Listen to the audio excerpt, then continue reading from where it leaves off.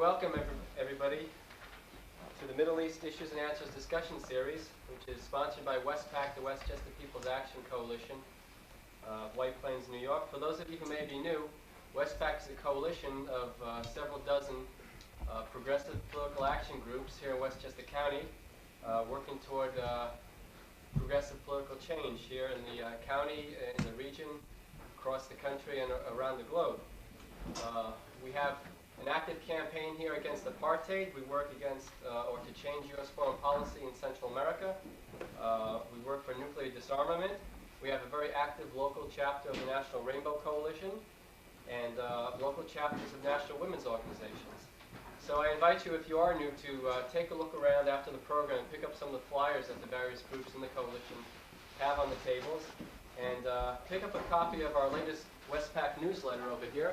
It'll give you a good idea of what the various groups in WESPAC are doing, and also pick up a copy of the Peace and Justice calendar, which will give you an idea of the different events that the groups in WESPAC are sponsoring.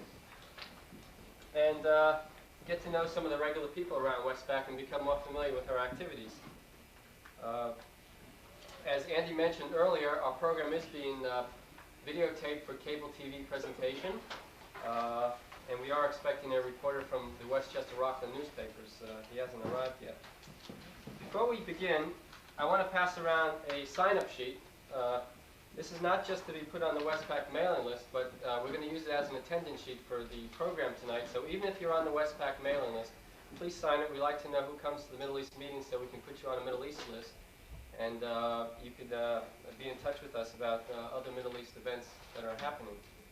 So I'll just pass this around this way. If you are new, you're already on the list, Marshall. But, yeah, okay. If you are new to WESPAC, underneath the sign-up sheet there is a blue form that you can check off if you want to be on the mailing list, and you can check off what issues you're most interested in, what skills you may have to contribute to WESPAC. Also, I want to pass this hat around. Sadie's not here tonight, so we don't have her hat, so I have this basket. The programs in this Middle East series are free, but they do cost money to produce. So if you are willing to contribute and appreciate the program, please contribute to the basket. I have a few announcements to make of upcoming events. Some of them are listed in the calendar, others are not. Some of them I just heard about the last couple of days. A program that the New Jewish Agenda is sponsoring, Thursday, February 18th, Eyewitness to Gaza, One Soldier's Story. A program with Lieutenant Colonel Ron Traiman, who is an Israeli soldier, who is also one of the leaders of the Peace Now movement, one of the major peace movements in Israel. He's going to be speaking at the Jewish Labor Committee headquarters, 25 East 21st Street, 7:30 p.m., Thursday, February 18th. If you want to check that, see me afterwards, I'll show you the flyer. He's a very exciting speaker. Okay, so you have an endorsement there. On February 28th, CASA Westchester, the Central American Solidarity Association, is sponsoring a program. We're going to have a guest speaker, or CASA is going to have a guest speaker from the Brooklyn Sister City Project. Brooklyn has a Sister City project with a city in Nicaragua, and some of the people who have traveled down there are going to be speaking here in Westchester about the Sister City project. On March 4th, we're going to have the February Rent Party. We missed it in February, so the February Rent Party is going to be in March, March 4th. It's a program on racist violence here in Westchester in the New York area. We're trying to get C. Vernon Mason to speak, but we haven't gotten a return from him. So we're hoping that he'll be able to attend. That's March 4th here at WESPAC, 8 p.m. And on the weekend of the 26th and the 27th, WESPAC is sponsoring two concerts, performances by the Laurentian String Quartet, which is the quartet in residence at Sarah Lawrence College in Bronxville. The tickets are $20 a piece. One concert is on Friday the 26th, the other one is on Saturday the 27th at the home of Arthur Bailey in New Rochelle. So seating is limited, so if you are interested or if you'd like to pick up an invitation, speak to us afterwards. On March 7th, there's going to be a Reparations for Central America concert in New York City, sponsored by the Committee for Non-Intervention in Central America, featuring Holly Neer, Charlie King, Bonnie Burroughs, and a Colombian music group, Inti Rami. It's going to be at Symphony Space, Broadway at 95th Street. And we have tickets on sale here at WESPAC. I believe the tickets are $15 a piece. So speak to us afterwards or give us a call tomorrow. That's March 7th. And finally, one more announcement. Some of us in the Middle East group here at WESPAC have been active in organizing a series of protests against Israeli military activities in the occupied territories in New York. There's going to be a protest coming up on the 16th of March. That's the tentative date set. That's when Prime Minister Shamir is going to be visiting New York City. And we're one of the groups sponsoring that march and rally. A lot of the details haven't been worked out yet because we don't have all the details on Shamir's schedule, exactly where he's going to be and when. So stay in touch with us if you're interested in that. So let's begin with the program tonight. The Middle East Issues and Answers is a discussion series on the history and current events of the Middle East, including U.S. foreign policy toward that region. Each program will be led by a guest speaker, or in the case of tonight's program, 2 guest speakers, but will also include an active discussion by all the participants. The programs are held every 3rd Tuesday of the month here at WESPAC, 7:30 p.m. This is the second to the last program in the series. The last program will be Tuesday, March 15th, and the topic will be Women in the Middle East, a general overview of women in the Middle East with some comparative analyses and the role women have played in political movements. The guest speaker is going to be Layla Shahidi, an activist with the Network of Peace and Justice in the Middle East, which has since changed its name to the Middle East Peace Network. Tonight's program is entitled, Who Are the Palestinians? The Palestinian-Israeli conflict, and we have 2 special guests. First, let me introduce myself. My name is Mike Levinson. I work here at WESPAC, and I'm the coordinator of this discussion series on the Middle East. We have 2 very special guest speakers tonight. The first speaker is Abdulhadi, who is an activist with the Palestine Solidarity Committee in the New York area. We had advertised her, or promoted the program, promoted her as being a member of the National Executive Committee of the November 29th Committee on Palestine, which has since changed its name to the Palestine Solidarity Committee. Rabab has also been working very closely with some delegations that have recently returned from the occupied territories and has fresh information for us about what's going on there. The second speaker is Marshall Kaplan. Marshall is a longtime WESPAC activist who is now living in New York City. He is the Middle East coordinator of the New Jewish Agenda, and he has recently, well, last September, he returned from a trip to the Middle East where he met with Yasser Arafat, the chairman of the Palestine Liberation Organization, the Crown Prince of Jordan, and some of the activists in the Israeli peace groups and movements in Israel. So please give a welcome to Rabab and Marshall.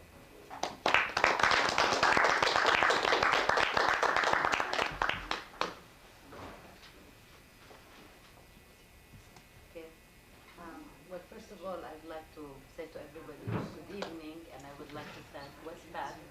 I'd like to thank WESPAC for inviting us here tonight to share some of the things that are happening in the Middle East. I'm sure everybody is very eager to find out what's going on, why all the killing, why all these gruesome pictures on TV. And I would like just to start by saying, that I'm Palestinian. I was born on the West Bank in the town of Nablus, where a lot of the trouble is taking place right now. And I left the country to go get my education abroad. And I came to the United States in 1978 to go to the University of Wisconsin in Madison to study electrical engineering. And in 1982, I was unable to return because the Israelis withdrew my laissez-passer, which is a travel document that the Israelis issue for the Palestinians living in the occupied territories. And since then, I'm unable to return to my country. About my organization, it's a North American group in solidarity with the people of Palestine. It does many events on the American scene, starting from discussing and educating people about the role of the United States government in the Middle East, to sending delegations there, to have people meet, bring Palestinians to come here and share their experiences with American people here. And more recently, we've been engaged into many activities, which I will come to later on. I'm asked to speak tonight about who are the Palestinians, who speaks for them, and how to resolve the Israeli-Palestinian conflict. But I think also we need to talk about the role of the United States in the region. But I would like to start by saying, who are the Palestinians? And you probably, for a long time, people have not heard about the Palestinians in this country. It was always Arabs, not Palestinians. Or if you say Palestinians, you talk about hijackers, or killers, terrorists, cutthroats, and so on. But who are they? Palestinians are people who come from a country called Palestine, simply speaking, which became now Israel in 1948. And I'm not going to go into the details of how it became. I think Marshall can very eloquently refer to that. But now there are 5 million Palestinians in the world. 2.1 million live under Israeli rule, whether in the West Bank and Gaza, which was occupied in 1967, or within the Green Line, and they carry Israeli passports. They are Israeli citizens. The rest of the Palestinians are refugees living in Lebanon, Jordan, Syria, Egypt, all throughout the Arab world and throughout the world. There are about, I think, close to maybe more than 200,000 in the United States, Palestinians living. Some of these Palestinians have become refugees many times. In 1948, they became refugees once. Then in 1967, they became refugees twice. In 1970, after King Hussein attacked Palestinians in Jordan and killed 20,000 of them, they became refugees 3 times. Then during the civil war of Lebanon, some of them became 4 times. And in 1982, after Israel invaded Lebanon in 1982, became 5 times refugees, and sometimes more. Okay, many people, you cannot find any Palestinian family who has not suffered as a result of the tragedy of their people. For one thing, Palestinians are considered stateless. Wherever you go, you either travel on an Israeli document, or a Jordanian document, or a United Nations document. That if you say that you're Palestinian, when you fill some visa applications, they cross it out and they say stateless, homeless, as if you did not come from anywhere. You came out of somewhere, out of space or something. That presents many legal problems, but also presents some problems on the human level, emotional level, that you can't belong anywhere. On top of that, many Palestinians cannot return to their country. These refugees are not allowed to return, while many Jewish people from all over the world, and most particularly from the United States, can just go and settle in a place which is owned by a Palestinian. And I'm going to talk about the process, what's happening right now under the Israeli occupation. Recently, you have heard about the situation called the Uprising in the West Bank and Gaza. Youth throwing stones, Israeli soldiers shooting, killing, using tear gas, and so on. Why? Why these youth are revolting? Why are they having an uprising? And it's very important to investigate, this situation. And just to make it simple, I'm just going to give you some examples of how people live under the Israeli occupation. A young kid who has become 20 years old right now, meaning for 20 years, he or she have been living under Israeli occupation, 20 continuous years born under Israeli occupation, which means they've never saw any day of freedom in their lives, does not have any opportunity for education or for work. Why? We have 5 universities on the West Bank and Gaza. These universities have been closed 51 times by the Israelis since 1967. 2 months ago, the Israelis had already closed some of them. They opened them. Then during the uprising, they started by closing Birzeit University. Then they closed the Islamic University in Gaza, and then the Hebron University, and so on and so forth. The universities, when they get closed, it's, makes the Palestinian students suffer. Because in order for you to go to university, you need 4 years to finish your education. If you go to these universities, you need 6, 7 years, 8 years to go to finish an education. Universities cannot expand because the Israelis do not allow for the universities to expand. For getting a building permit, you gotta get a permit from the Israelis in order to expand. Professors are not allowed to do their experiments, because if they do their experiment and the university is closed for 4 months, like what happened to Birzeit University April 13th, 1987, for 4 months, the animals, whatever they're experimenting on, dies. So you have to do the experiment all over again. Universities cannot get grants from abroad. And even professors, even American professors who go there, the Israelis tried at one time to have them sign a statement saying that we do not support the PLO. We consider the PLO a terrorist organization, for them to obtain jobs. And all the professors said, no, we're not going to teach if we have to do that, because that's against our freedom of speech.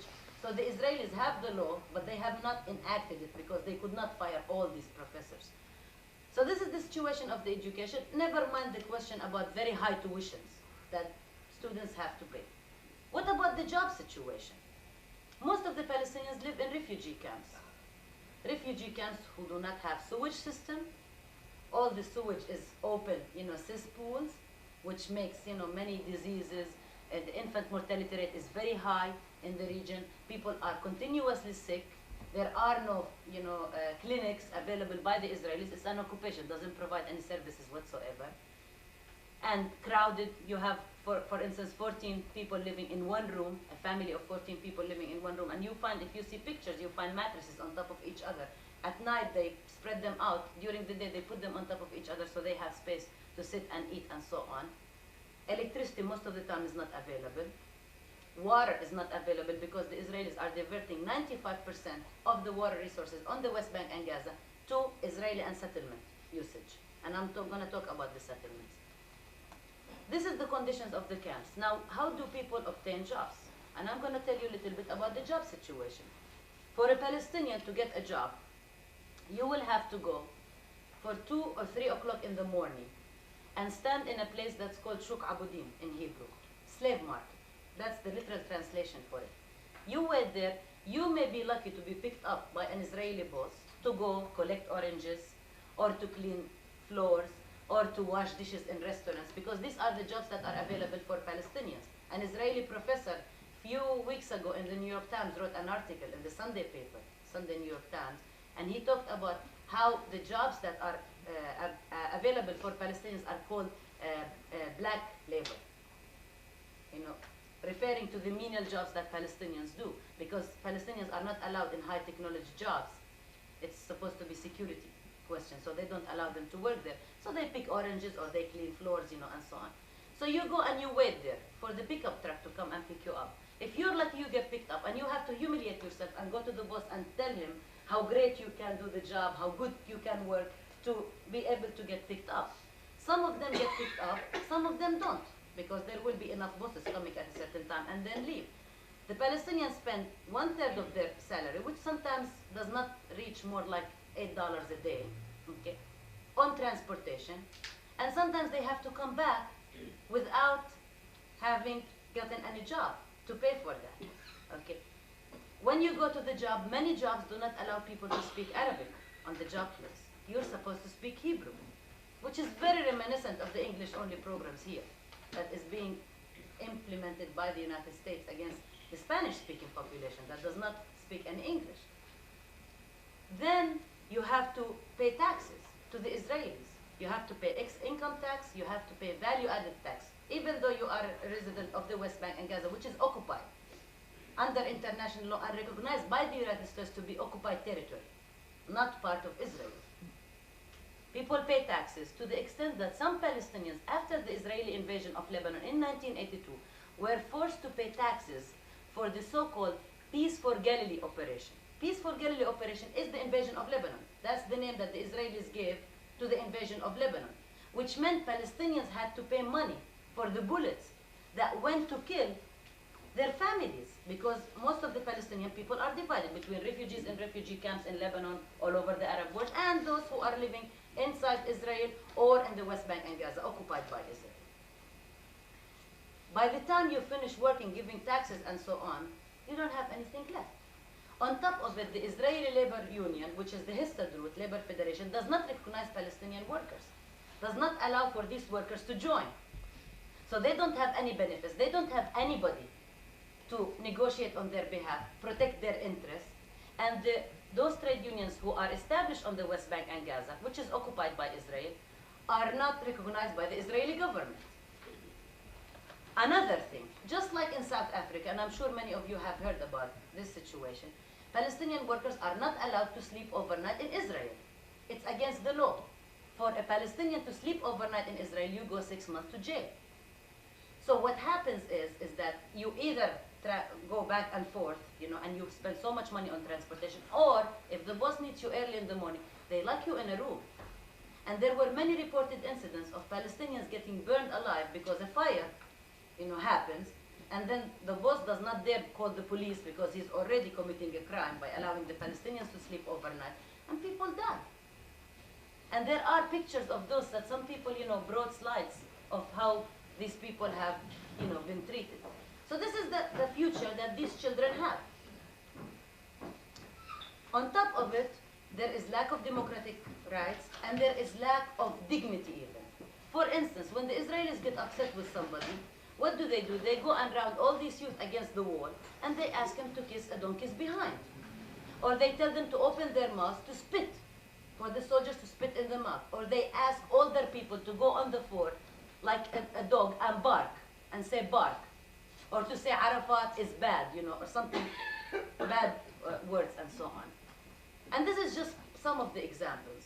Palestinians are not allowed to issue their own press on the West Bank and Gaza. Whatever Palestinian press exists, it exists in Jerusalem, because Jerusalem has been annexed by Israel to be part of Israel, East Jerusalem, which was occupied in 1967.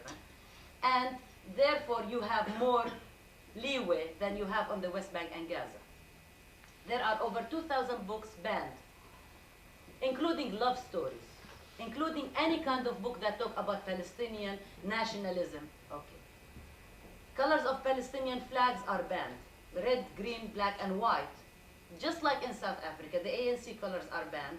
Same thing in Israel does to the Palestinians. You are not allowed to use the colors of the flag. Even a painter in Gaza, Fathi Ghaben, an artist who made a painting with the colors of the Palestinian flag, was put under house arrest for 6 months because he did that painting. And it didn't have a flag, it just had the colors of the flag in it.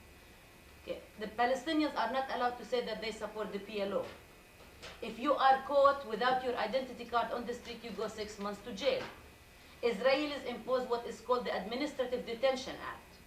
Administrative detention meaning that you can detain anybody in jail for 18 days without right to counsel, without right to be visited with your family, without right to see anybody, not the Red Cross, not Amnesty International, nobody.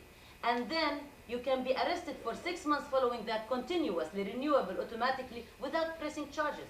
So in a sense, guilty until proven innocent, not innocent until proven guilty, which is also a very twisted system of, legal justice.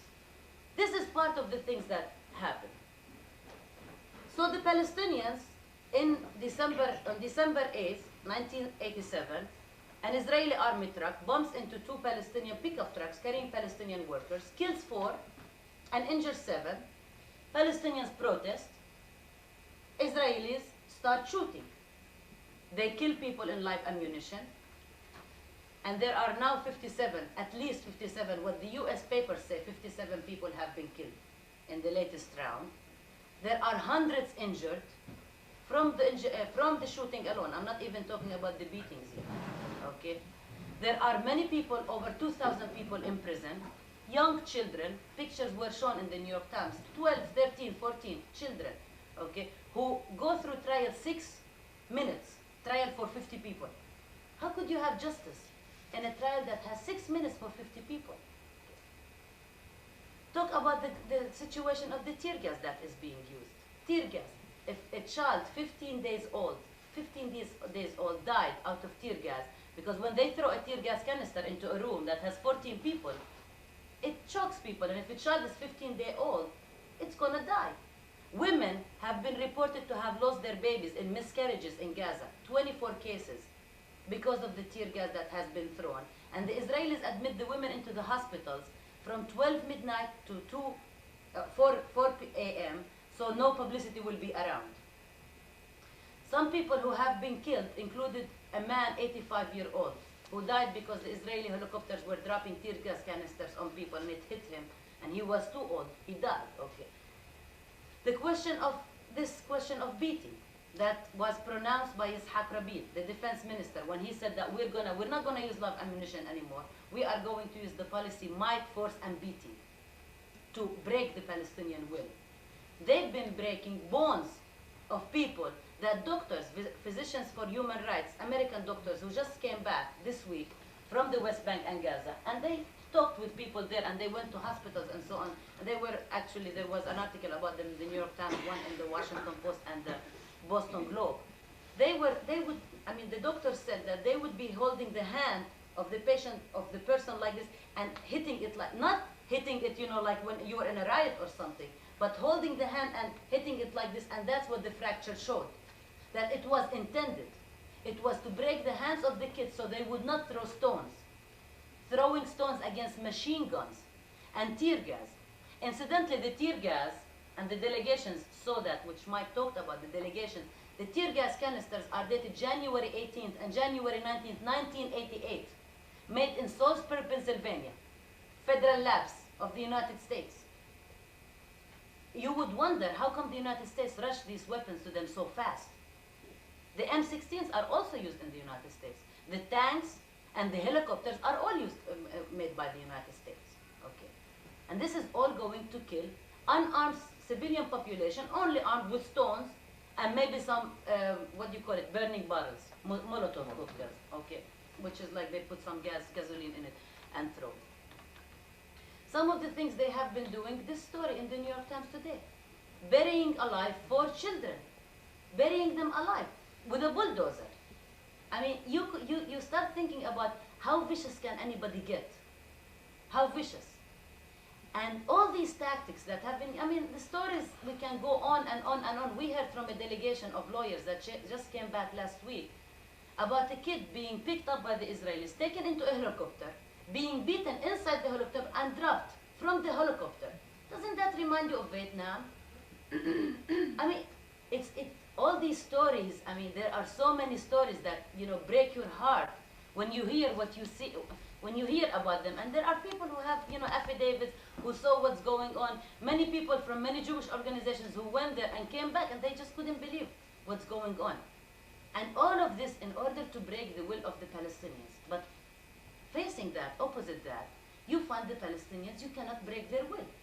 Why you can't break their will? Because you cannot suppress a population for a very long time. You can suppress for 1 day, 2 days, 3 days, years after years, but at a certain point, people come to a point where they say enough is enough. The same way people revolted against apartheid, same way people revolted against Somoza in Nicaragua, people revolted for civil and human rights in this country, people revolted against Nazism in Europe, same way. People cannot take it for a very long time. And there comes a point when they would say, that is it. And they're asking, they have a whole program, how to get, what do they want? They're not fanatics in the sense that, like maybe what happens in Iran, they all go to the border and they throw themselves against tanks. That's not what happens. People have a program. Palestinians want the Israelis to withdraw from the West Bank and Gaza, and for them to have an independent state where they govern themselves by themselves. Nobody governs them, not the Israelis, not the Jordanians, not the United States. They govern themselves, and they happen to have chosen the PLO to represent them. People may not like the PLO, may not agree with what it says, but this happens to be the Palestinians' chosen representative. People do not tell other people who your representative should be, and this is the same way, and it happens to represent the Palestinians. And what's happening in the occupied territories, all the leaflets that are being signed by the PLO. And you find out in none of the incidents that took place in the occupied territories were civilians involved. It was all against Israeli army. They went into Jerusalem and they broke Israeli banks, because these are the banks that are controlling their economic situation. There were no targets that were civilian. The Israelis did not dare call these Palestinians terrorists. They could not. They couldn't. They would try very much to do so, but they cannot, because it is a population that is revolting against inhumane, animal-like conditions. And they are asking for this, and they are calling for peace. And they are saying to the Israelis, we would like to have peace. We would like you to withdraw from our land so we can have our own state, we can rule ourselves under our own leadership and have peace. And this is hurting Israel more than it's hurting the Palestinians. If you find Israelis sending psychiatrists to the Israeli soldiers who are manning the camps under siege. Now camps, all the Palestinian camps have been put under siege. They lift it here and there, but they impose it again. There isn't enough milk, powdered milk for the babies to drink. And these people are going crazy. You may kill first time and you hurt. Second time you're gonna hurt. The third time you get used to it. It becomes a way of life. And this is what's happening. And these things, and according to Dr. Lening from Harvard Medical School, who was there, it's not an aberration. It is something that is happening all the time. When you send soldiers into hospitals to raid a hospital and take injured people out and beat them up, there is no humanity left in you. And you wonder what happens to the soul of those people. And it's hurting, and it's turning Israelis into a fascist population. And people don't like that. And there has to be something that changes this whole thing. And I think the responsibility lies in the hands of the United States. Not in the sense of what Schultz and Reagan are doing, but in the sense that the United States sends close to $4.5 billion a year to Israel in aid. No strings attached. Israel is the only country that the United States does not ask, where does the military stuff you take goes? They do not ask them. Does it go to South Africa? Is it arming apartheid regime? Is it going to the Contras in Nicaragua? Do Israeli advisors go to Guatemala and talk about the Palestinization of the Guatemalan population? After Sharon went and invaded Lebanon, he went to give his expertise to Guatemala. Do they ask what happens with the weapons that the United States gives to Israel? It suppresses the Palestinian people and kills them. Is it being asked if the Israeli aid, if the US aid that is given to Israel being used for peace or for war? Is it used for self-defense purposes, or is it used to make acts of aggression against other people? And we say that the United States aid has to stop. US aid that supports the occupation has to stop. That is the only time when Israel will listen.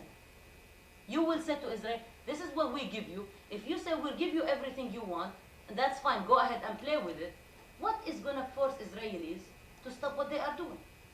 But if you say, this is the money we give you, until you say you have a good record of human rights certification, like every other country in the world, El Salvador, Guatemala, every country that receives foreign aid from the United States has to have a good human rights record. Israel does not have a human rights record, does not have a good human rights record. It has the worst, okay?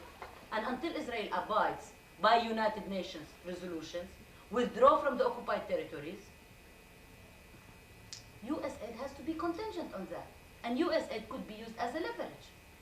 The United States also should be asked not to continue moving to close the PLO office in New York or in Washington. It's not only a movement against peace in the Middle East, but it's also preventing US citizens from their First Amendment right, having the right to read any information that's available to them, whether you like it or not. The United States also should be asked not to move to expel Palestinians from Southern California, from Los Angeles, just because they distribute Palestinian magazines. Because they have the right, like everybody else, to read newspapers and give them around, like everybody else. And this is the responsibility of US citizens. People here should be moving to do that. Otherwise, there will be more bloodshed in the region. Otherwise, this region there is a threat, a real threat of nuclear confrontation. Israel has close to 200 nuclear bombs now. What is going to stop these people who beat children and try to bury them alive from using a nuclear bomb? And for the sake of peace, for the sake of all of us, I say the situation has to stop. Thank you.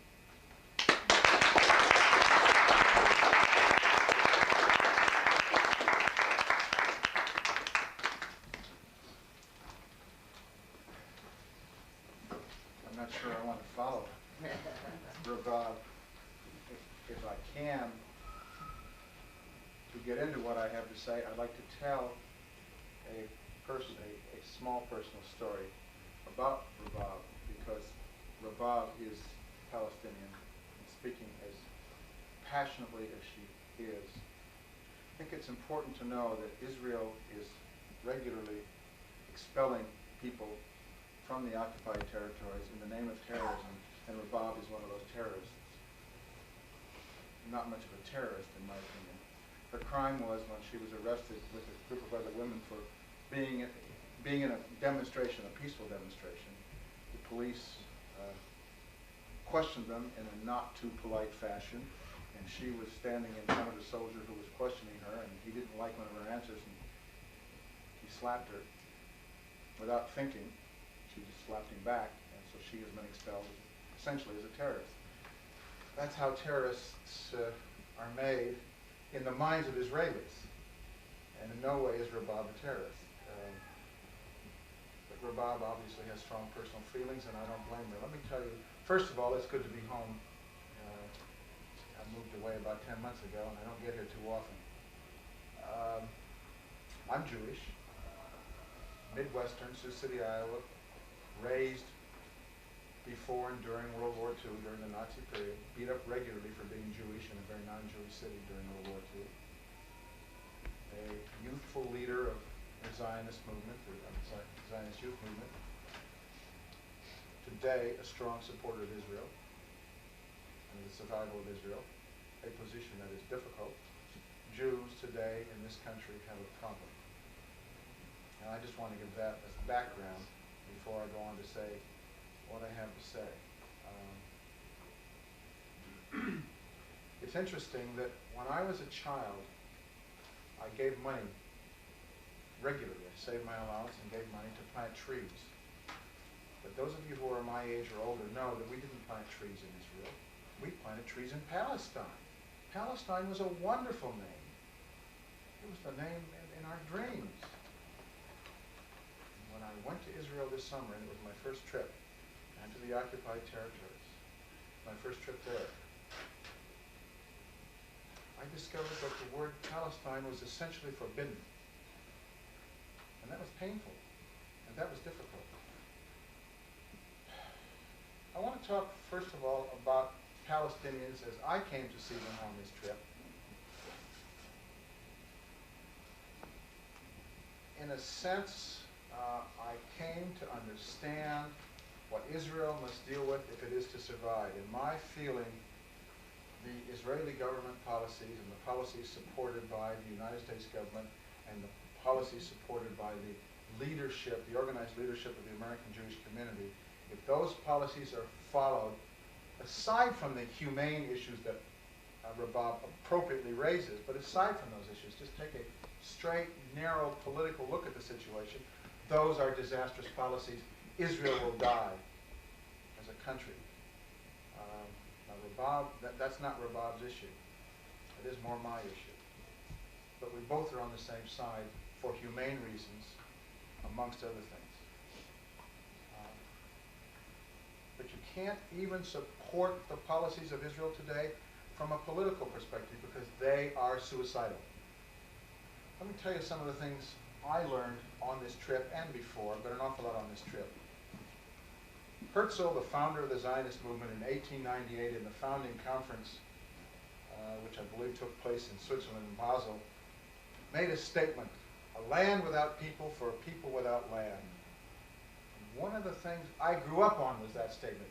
The Jews are going to go back to this unoccupied land. I don't know how many Palestinians lived in Palestine in 1920 when the massive immigration began. But it was certainly 1 million or more because, as Rabab says, there are 5 million Palestinians in the world today.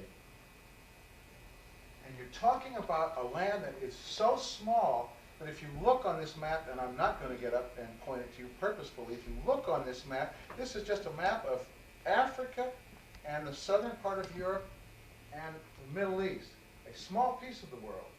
Can you see Israel on that map? Israel in the occupied territories, can you see it? You can't pick it out on a map that size. It's a tiny land. It is a land 1/10 the size of the state of California. And it is, for those of you who've been there, you know very well, it is very rocky. One of the things I learned on this trip is no wonder the Palestinians throw rocks. You can't move without being buried with rocks. It is so rocky and so mountainous. And if you have 1 million or 2 million people there, you've got a crowded land. American Jews were raised on the idea of a land without people for a people without land. Clearly the Jews were a people without land. Clearly Palestine was not a land without people.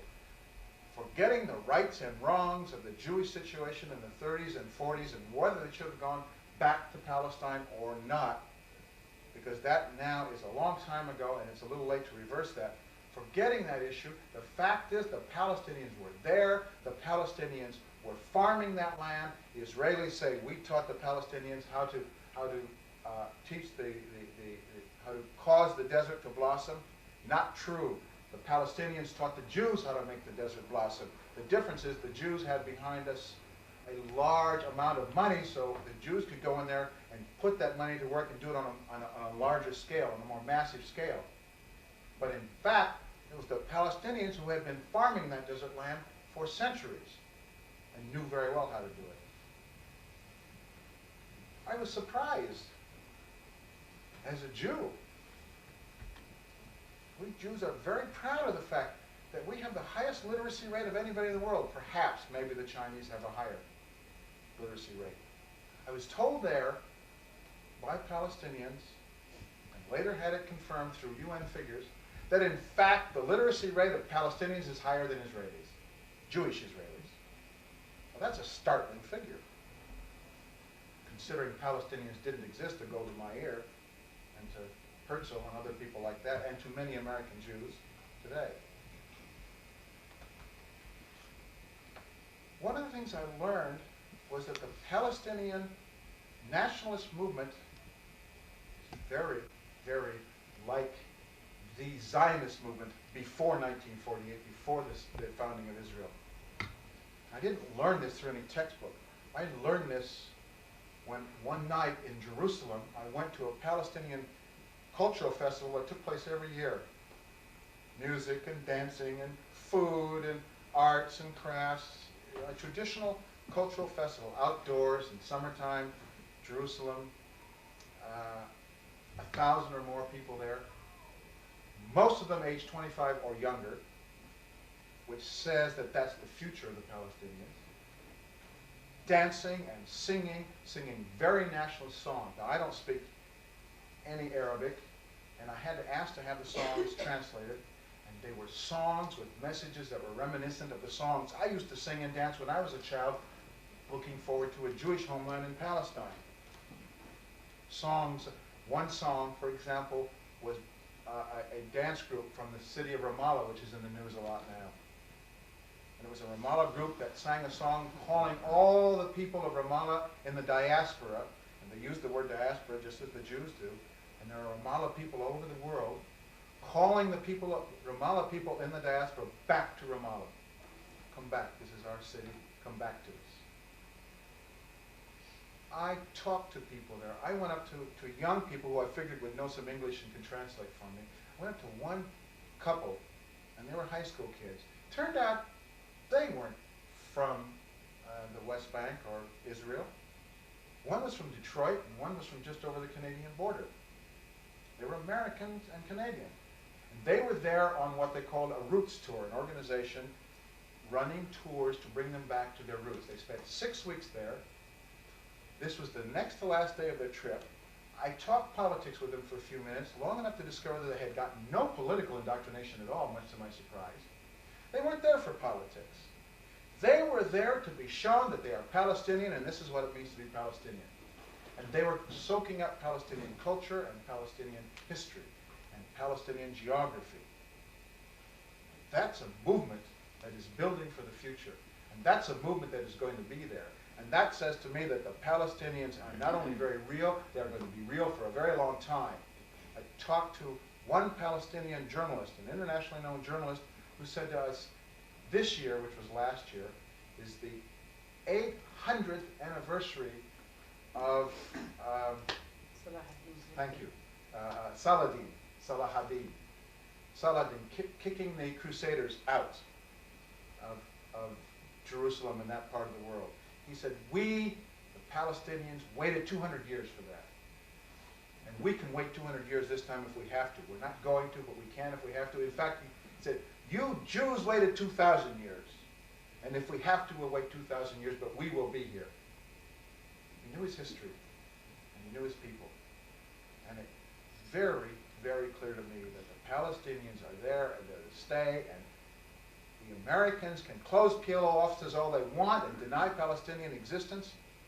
Israel's got to deal with the Palestinians, or Israel will die. And the Palestinians will, many of them will die with Israel. I discovered how central the Palestinians are to the Israeli economy. Rabab talked about how Palestinians living in the occupied territories cannot live within the Green Line.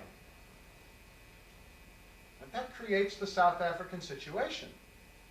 And one of the things that happened while I was there was an Israeli lieutenant was killed in the city of Gaza. And immediately, Israel closed the Gaza borders. They can do that because Gaza is really in the desert and you can close those borders very easily. They closed Gaza. Nobody could go in or out. The reason, the excuse being, we've got to catch the people who did this. And we're not going to let them escape. But the real reason is punishment. Well, those borders were opened 3 days later. Thank goodness for me, because we were scheduled to go to Gaza about 2 days after that, and we wouldn't have gotten in if they kept the borders closed. Why did they open those borders? Not because the Palestinians said open the borders, the Palestinians did, but it wasn't the Palestinian power that got the borders open. It was the business community of Tel Aviv that got the Jewish business community of Tel Aviv that got the borders open, because those people living in Gaza were bused every single day for an hour or more to Tel Aviv to work in the hotels and work in the factories and clean the streets and collect the garbage. And Tel Aviv shuts down without them. They are essential to the Israeli economy. Now, the Israeli economy is going to have to change when an independent Palestinian state comes, because they aren't going to be able to bus as many people in. But they're going to have to find a way to get along with these people, because they're going to continue certainly to bus some of them in. They're certainly going to continue to rely on some of that labor. Essential issue there. One of the things I learned on this trip, I had never met many Palestinians in my life. I met Rabab a year or two ago. She's one of the first Palestinians, to my knowledge, that I ever met. I met a lot of Palestinians on this trip. In Jordan, in Israel, in Gaza, in West Bank, in Tunis. I found as a whole that the Palestinian people, and there were exceptions, were essentially kind, humane, sophisticated, knowledgeable people. Very good people. I liked them. I was impressed by them. Very able people. Let me give you one simple example. We arrived in the city of Gaza. And if you ever get to that part of the world and you have a chance, go to Gaza. If you're a science fiction writer, you'll want to write about Gaza, because it's my image of the ends of the earth, the place that nobody would ever want to go to. It's horrifying. It's so crowded and so dirty. Sand, no water. It's a terrible place.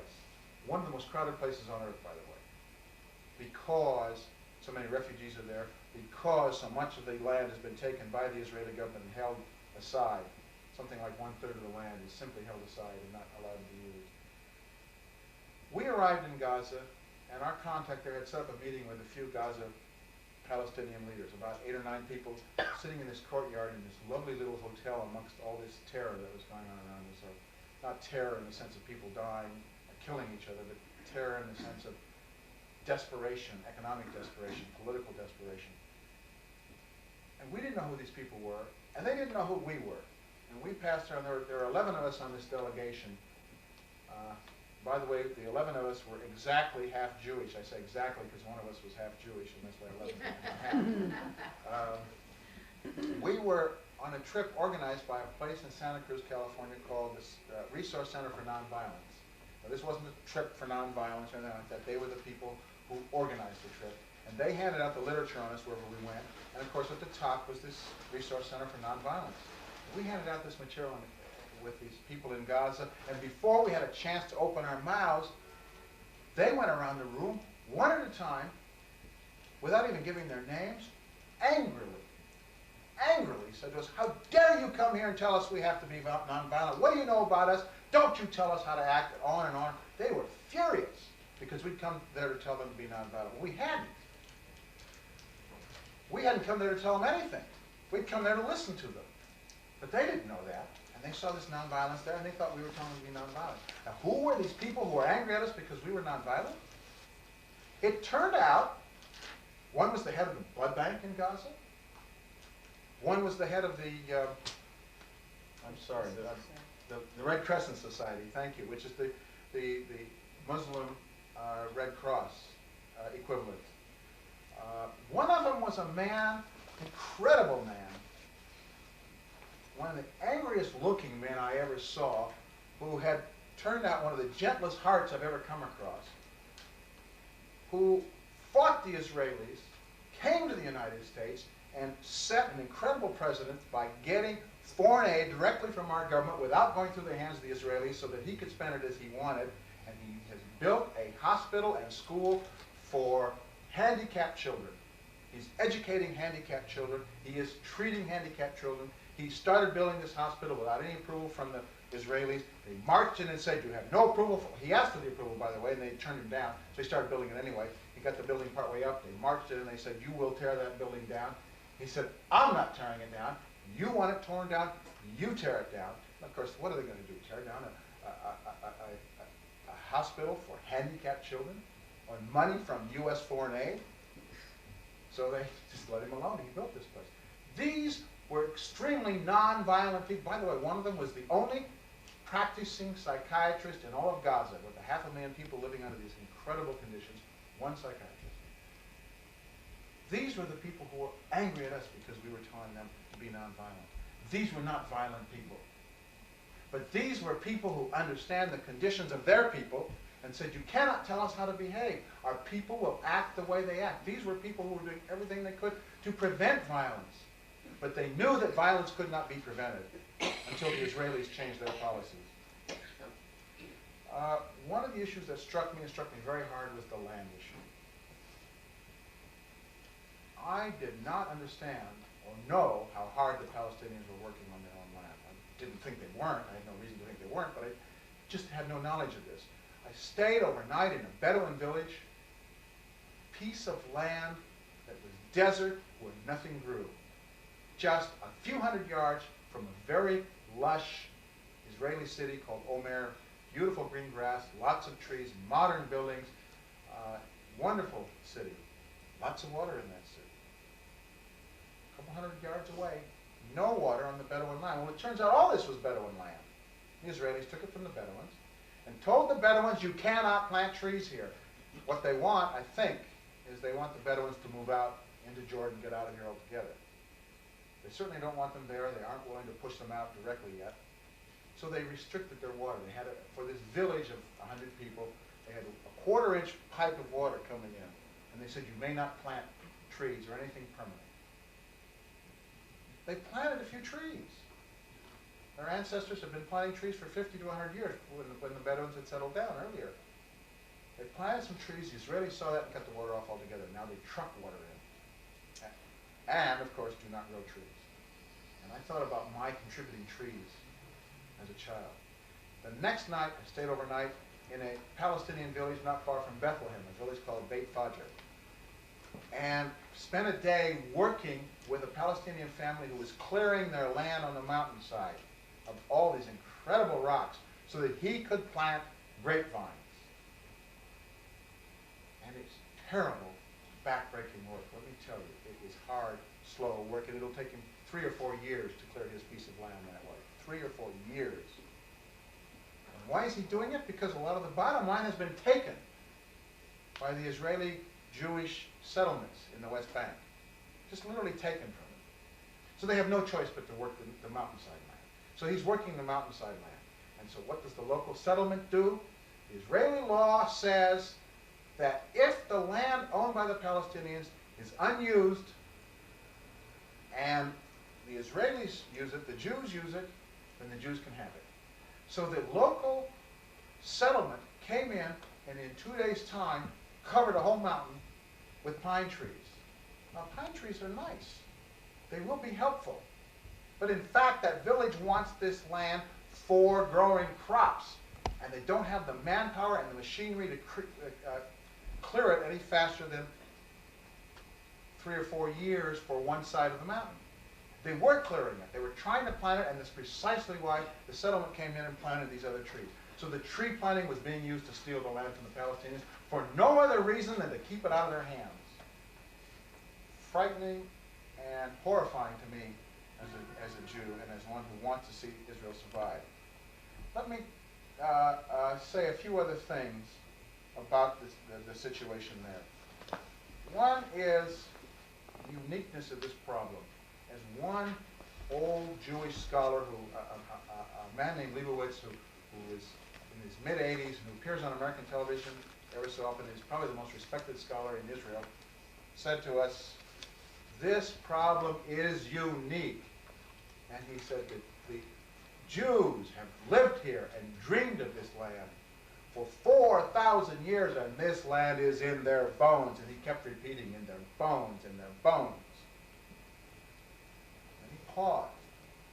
He said, and the Palestinians have worked this land and lived here for 1,400 years, and this land is in their bones. And he repeated it again, over and over. He said, you cannot ask either one of these two groups to leave. It will not work. They will not accept it. The two peoples have to find a way to live together. His solution is a two-state solution. I think that's what most people's solution is. It seems to be the only solution. But whatever the solution, he's saying there is no way for them not to live together. It is a unique problem.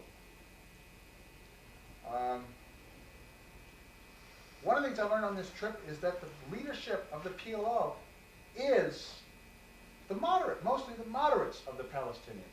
For me to say Arafat is a moderate to a Jewish community is sometimes a very scary thing because Jews get very angry oftentimes.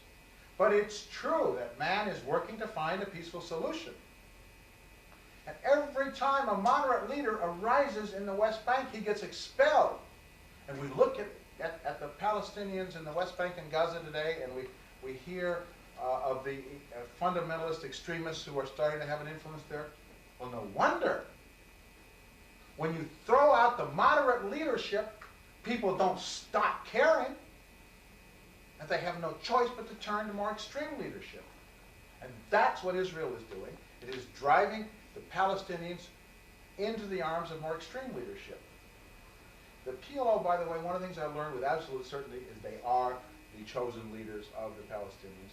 The American embassy in Jordan and in Israel verified that for us without any question at all.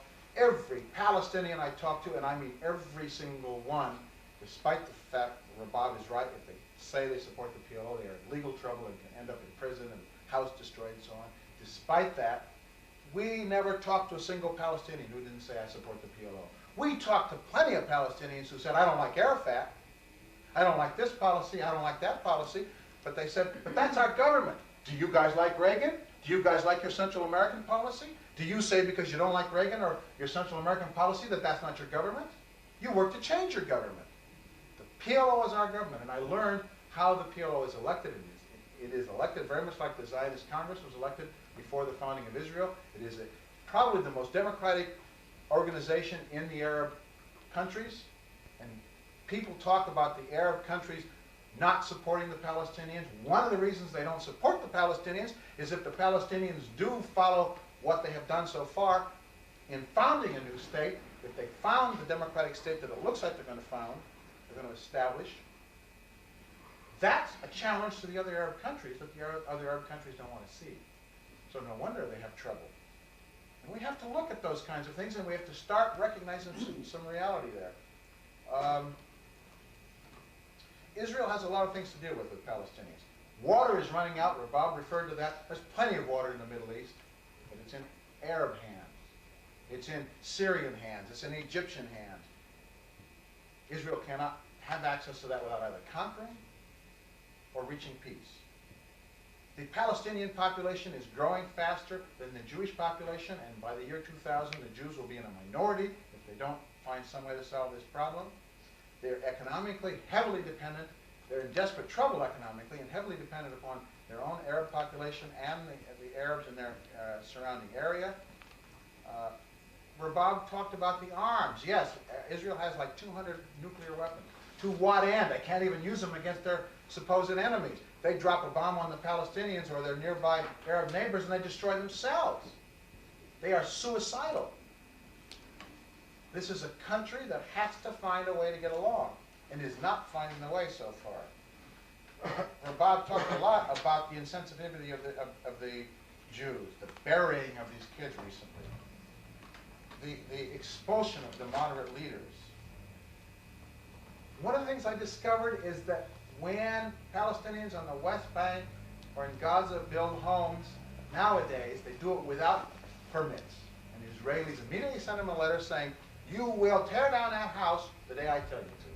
They don't give them a date. They just let them know that they're living on a time bomb. And any time the Israeli government cares to, the military government cares to, they can march in and say, tear down that house today. And they have to do it themselves. They don't even tear it down for them.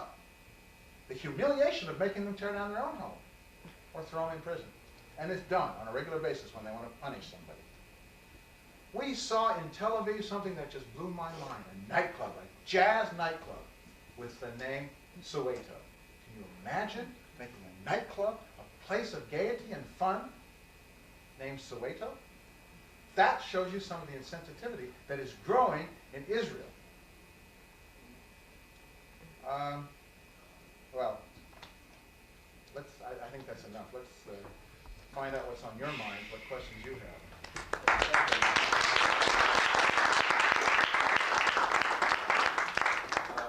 Let's start with Albert, then Julie, then Andy. Now, there's a matter of the history of how the Palestinians got thrown out of Palestine. Now, I'm not sure the way that I've heard it is accurate. I would like to tell you what I think it was, and you tell me if some of this is wrong. Now, after the Second World War, this land formerly called Palestine was set up to be a homeland of the Jews.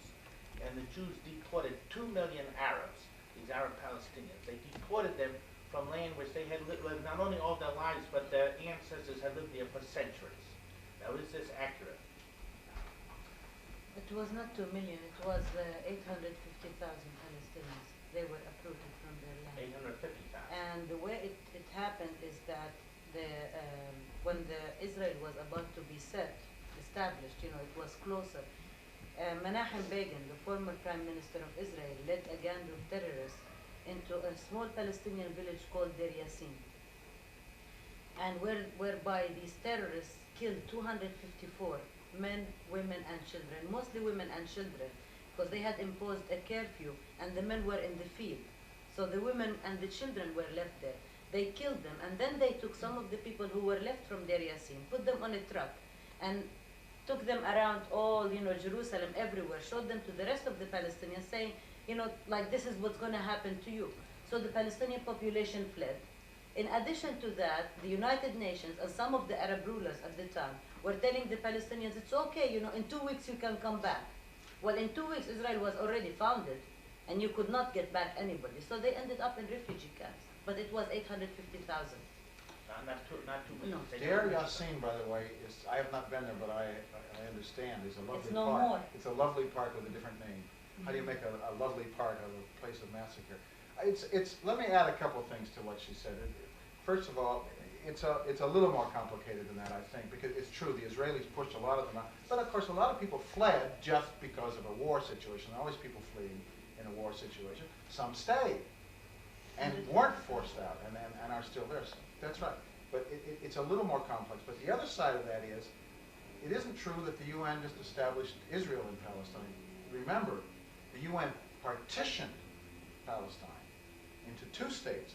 And when you hear Arafat and other PLO leaders say, I do not accept whatever it is, 242 and 338, if you listen to them, what they say is, I don't accept those 2 alone, because those 2 accept Israel and talk about the Palestinian refugees. What they say is we accept all UN resolutions, and the main purpose for that is because the original UN resolution on November 29, 1947, that Jews in this country celebrate so strongly, partitioned Palestine into 2 states, and the Palestinian movement says we accept 242 and 338 and the November 29th What are these partition, and we get 2 states, and they're looking for 2 244 states. and 368, what are these numbers? I don't know. They're UN resolutions. Oh, the United Nations. But the point is, the U.S. government, the Israeli government says you've got to accept those before we'll deal with you. And they say we do accept those, but we also accept those as part of all UN resolutions. They're looking for a partition. They're looking for the original partition that the UN created. Julie, and then Andy. Yeah, I have 2 questions. My understanding was that the Palestinian program was for a democratic secular state in Palestine, that is for a one-state solution. So I wanted to find out what's the problem with the democratic secular state program. And my second question is, I'd like you to comment on a column that William Safire wrote in the Times in which he blamed King Hussein of Jordan for the current Palestinian uprising, in that Hussein apparently quietly refused to participate in an international conference shortly before the uprising that might have resulted in some kind of negotiating solution. Well, in terms of the first question, it is true. The Palestinian program, the PLO program, calls for a democratic secular state as a strategic solution. A democratic secular state is very much similar to what the ANC is calling for in South Africa. A non-religious society, whereby people of all faiths, Muslims, Christians, Jews, atheists, Druze, whatever your, Buddhist, whatever your religious background may be, could live together peacefully, one person, one vote. Not one man, one vote, one person, one vote, right? And no, it's true. They say one person, one vote. So now that's a strategic solution.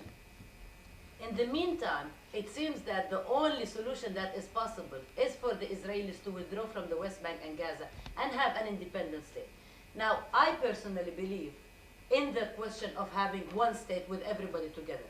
Why? Because I think that, what Marshall has been saying is that Palestinians have this land in their blood, okay? I think at least the Jews, the Palestinian and the other Arab Jews who were living there, yes, it was in their blood. I don't think everybody who was, came from Brooklyn had, Palestine in their blood, or ethnically they, part of that region and so on. But that's another question. That's a whole total religious question. But the people are already there. Irrespective of how Jews came to immigrate, they're already there, okay? What Palestinians are proposing is that people have already come, and the Palestinians are not in their country. Why can't all the people live together? You cannot, Kahane keeps saying you cannot have a Jewish state and a democracy at the same time, which is true. You can, because when you have a Jewish state, you have to have Jewish laws, which are not necessarily very democratic. You cannot be democratic with the people who are not Jewish in the country. You can. There are always going to be Palestinians in Israel who have Israeli citizenship. What do you do with these people? There is discrimination against them. There is also discrimination against even Jews who are from Sephardim background, Oriental background, as opposed to Ashkenazi, Europeans. Okay? What do you do with all this stuff? What is the best solution? Is to have a non-religious state. Now, until that time, it's going to be a very long time away, and there is so much hatred, and there is so much bloodshed, and so on. The Palestinians are saying, at least we would like to have a state in the West Bank and Gaza, okay? And then what happens in Israel, it would take for the Palestinians and the Jewish progressive forces to work together. If we can come to a democratic state with all of us together, that would be the best solution for everybody concerned, because it will be a peaceful solution. But if that cannot happen, at least let's have an independent state for the Palestinians, and also resolve the question of discrimination against Palestinians in Israel, and resolve the question of the refugees. The refugees also, what do you do with them? They're going to be refugees, either they return or they have compensation. So when the Palestinians talk about the program, they're not talking only about independent state. They talk about self-determination, return, and the right to build an independent state. So that's the 3 parts of the Palestinian situation. The second, and I'm sure, maybe Marshall wants to comment, but I will talk about the Safire thing. William Safire, he would like to put the blame on anybody but Israel. He cannot, he's like, and King Hussein has not refused to participate in an international conference. On the contrary, that's what he's pushing for. I'm no great fan of King Hussein. King Hussein has killed 20,000 Palestinians in 1970. Including young children, he cut the fingers off so they won't carry weapons when they grow up. The guy is not, he's a lackey of the United States. He's implementing the US policy in the region, and he is not a friend of the Palestinians. He's been trying to make deals with the Israelis behind the backs of the Palestinians. But King Hussein has been looking much forward to international conference. The problem is not with King Hussein. The problem is with Israel and the United States. Israel, I mean Shamir, yesterday, when even the US comes up with this new plan, so-called new plan, it's not even a new plan, it's the same thing as Camp David, comes up and says, autonomy, land for peace, you know, and so on. Shamir said, no way. I'm not going land for peace. I'm not going to go for that. You know, I want to keep the land and have peace. How the hell are you going to do that? You can't. You know, if you want to have some kind of peace, if you really are concerned about peace, you got to give up land. So it is not, the problem is not with anybody, it's the problem with Israel and the United States. And Israel because of its intransigence, and United States because it supports Israel and respects what Israel does. Let me give you a brief piece of history on the second question. Rabab, I won't be, you know, Rabab handled the first one very nicely. I just want to add something to the channel, the second one nicely too, but I want to add something to it. In 1981, I think it was, Reagan came out with the Reagan Plan. 82 was it? The Reagan Plan for Peace in the Middle East.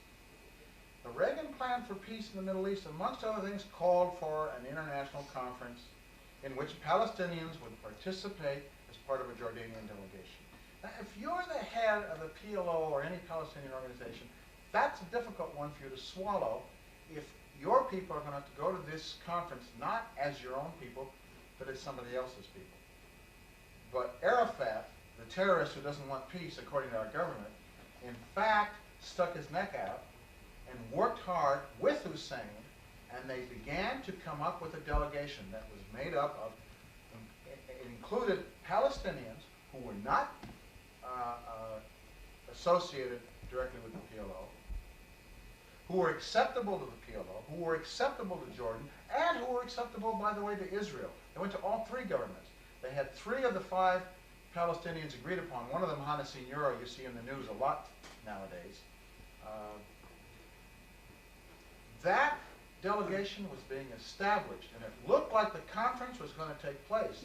I think what happened was when Reagan made the proposal, he didn't expect Arafat ever to be able to fulfill it. Because when he started to, it was torpedoed, but it wasn't torpedoed by Jordan, it was torpedoed by the United States. If you want to read, get some good, solid, factual information about peace in the Middle East, including how the PLO enforced a ceasefire on the Israeli border for a year before the invasion. That's right. It was broken by Israel repeatedly until the invasion of Lebanon, where it was just blown apart. If you want to read about what actually happened there, there's a book called, I think it's called Missed Opportunities for Peace, written by a man named Ron Young, who Connie and other people here know, who's a fine, fine writer, knows the Middle East very well. It's a small book. Do you have it here, Connie? No, I don't think so. You should get it. It's put up by the American Service Committee. It's very good. It's called Missed Opportunities for Peace. And it'll give you a picture of that kind of thing. You'll understand what Jordan's role is and what the American role is and so on. And it's something worth reading. Andy? I'm wondering about 2 things. One is what we can do in this country, particularly in the next few weeks and months. It seems that there's a revolution going on. And specifically, I'm wondering, what was that plant in Pennsylvania, and what are the specific places in America that are arming the Israeli government? And you know, what are, because that's certainly a place where actions could be done, trying to close down the plant, for example, and other such places, if you know of any.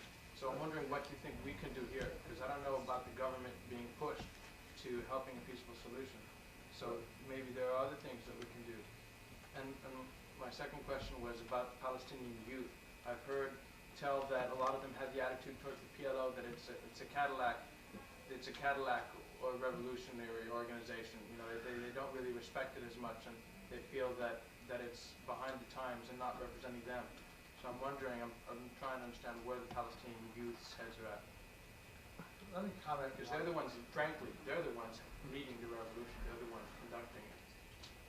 On the first one, I don't think there are any quick fixes, so to speak. I think that's probably a good idea. Go out and demonstrate where the tear gas is being produced is one good target. Unfortunately, the arms given to Israel, the American arms going to to the Middle East and North Africa is something like 70% of all our military aid. It's an incredible amount of arms. And it's a long-range problem. And those arms in Israel aren't being just used against Palestinians, although that's, of course, their main and predominant use. I was tear gassed while I was there. I walked into a demonstration where the Orthodox Jews were being tear gassed by the Jerusalem police because the Orthodox Jews were throwing stones because Jerusalem was allowing movies to be shown Friday night on the Sabbath. It's a crazy, violent situation. And the arms there are corrupting the whole society. And I would say, whether you're talking about going to this one plant or some other plant, I would say one of the places to start is on the whole question of American aid in general, and to that part of the world in specific, because our aid is so military oriented, and military aid can be used almost only for internal use. Very little of it can be used externally to defend oneself against a foreign enemy. Okay, well, I want to mention some of the actions that could be done. One of the things, I think what Marshall is saying is correct in terms of the aid, but I think sometimes it would be more graphic to use one, part of the aid question. Maybe, this plant, it's Federal Labs in Salisbury, Pennsylvania, and we are awaiting a tear gas canister that is being shipped from the West Bank and Gaza here, so we can have the evidence with the date on it. So nobody is saying we're trying to recreate things. This is one thing. The other thing that we're doing is, I'm going to pass around these postcards. This is a postcard campaign we're doing targeting Defense Minister of Israel, Yitzhak Rabin, who's responsible for these policies. And we're basically demanding that they stop the policies of expulsions, release the prisoners, and end the 20 years of Israeli occupation. Now, and we're sending copies of this to the United Nations, to the State Department, and the Amnesty International. Some people may think that it's not going to make any sense, but we had the previous experiment with this. In 1985, Israel expelled 4 Palestinian community activists, and we sent cards, and they sent a letter back to every person with the last Jewish name. They didn't bother with other people, just last Jewish name, explaining to them why they have to expel these people, and they kept going on and on about security reasons, but they wouldn't say why they're expelling these people. I mean, a trade unionist, a dentist, a journalist, One guy was arrested because he just had been released from prison. He had nationalist song at his wedding. So they arrested him and they expelled him from Gaza. He had no other, So they sent this, so it bothers them a lot. So this is something that we could do, and we could certainly send to the United Nations. So I would like, people to pass them around, people to sign them. Maybe you can contribute 33 cents for the postage. If you can't, no problem. Okay, the second thing is we have a mailgram campaign to Congress people. Congress now is the Subcommittee on Human Rights and International Organizations of the House of Representatives is discussing the human rights issues. Okay. Now, every time they discuss human rights issues in the West Bank and Gaza, the State Department comes out with a book, says disappearances, nothing reported. Torture, nothing reported. They never say something like that. And we would like people, Congress people who get elected all the time, to be accountable to their constituency. Their constituency needs to know what their position on that. So we're gathering, people to sign this, and we're going to send the mailgrams. It costs $3.50, but people need to put their name, address, phone number, and the cross street, and we can find who the congressperson is. And other things we're doing is that, by the way, the demonstration against Shamir is probably going to be the 20th or the 21st of March. Also, there is the national demonstration against Shamir in Washington on March 13th. So that is, something that people may want to be interested in. There is a series of educational that is put together by the Middle East Peace Network. That's going to be every month. I think it's the middle Monday of the month on the situation, getting people who came back, doctors, lawyers, to report on what they saw, along with people who can analyze the situation. Other things we're doing a material aid campaign to help women and children and send, funds back there too, because they really need all the help we can do. For the women who are interested in things, we're having an International Women's Day conference that involves all women from all over the world, and the Palestinian women are going to be involved in it. It's going to be probably March 19th at Hunter College. And there are many projects that people could be involved in. If you would like to be involved with one of them, maybe you can see me or Marshall after the meeting we can go over details. Or see Mike. If you're from Westchester, see Mike. Mike is in touch with a lot of these things. And he will, you know, the newsletter, the WESPAC newsletter continually tells you about a number of them. Let me bring in one other area, and that is if you are following the presidential campaign, there is a deathly silence on this issue. Yeah. Only one candidate has spoken on this issue, and that's Jackson. He hasn't spoken very much. There is a deathly silence, and you would think with this material in the news there would be constant comments on it. Let's start confronting our presidential candidates, and the moment we start getting senatorial and congressional candidates, let's start confronting them on it and asking them their positions. Let's force them to start going public on this issue. There's a question right here. No, there was another question he had about the youth. Oh, yes. Yes. I think that was only reported one time in the New York Times in the early stages of the uprising. And I think there are some Palestinians, you know, some kids who may think that, you know, the PLO, Cadillac Revolution, and so on. But irrespective of what people have reservations about certain behavior of some members of the PLO or not, nevertheless, it is the leadership. And I think also the United States, at the beginning of the uprising, were trying to portray the uprising as isolated from the PLO. They were saying that, oh, it's just an uprising, it's spontaneous, it has nothing to do with the PLO, it has no leadership, you know, and so on. But then eventually they had to admit, and if you notice, I think it was this past Saturday, John Kiffner wrote a big article about the infrastructure of the leadership of the uprising, that it is being led by the nationalist forces of the PLO. So in a sense, maybe some of the youth, you know, youth always are very enthusiastic, and youth always would like, you know, things to move so fast. They want things that could be accomplished in 100 years to be accomplished overnight, which is fine, you know, and that's what gives them the strength to do so. But the leadership, which is older, you know, and more experienced and so on, is able to direct what's happening right now in a very successful manner. I mean, they got committees for the merchants, they got committees for women, they got committees for doctors, they even got the writers and the poets to make slogans, to chant, you know. Everybody has their own place in this uprising. Everybody is doing something. Some people are providing food, medical supplies, you know, and so on. So in a sense, everybody is doing that, and it has been directed by forces of the PLO, except it's not the leadership that is well known outside, it's the leadership that is inside that is directing the whole uprising. So there may be some comments here and there, but that does not really reflect the whole image.